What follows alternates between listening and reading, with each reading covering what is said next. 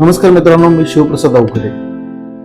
तर मित्रांनो, प्रत्येकाला आपलं एक स्वप्न महल बनवायची इच्छा असते. तसंच प्रत्येकाची एक इच्छा असते की आपलं घर जांभळ्या दगडात असावं, की कशा पद्धतीनं असावं, कसं दिसावं, कसं होणार आहे, याबद्दल बऱ्याच शंका कुशंका असतात.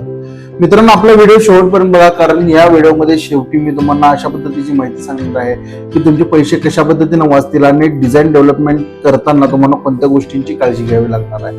मित्रांनो, डेव्हलपमेंट होतानाचे दगड कसे डेव्हलप होतात आणि त्या संदर्भात ते दिसताना कशा पद्धतीने दिसणार आहेत, साईडवर कोणत्या पद्धतीने पोझिशन असते आणि कशा पद्धतीने हे सगळे डेव्हलपमेंट होत असते. तर मित्रांनो, या सगळ्या माहिती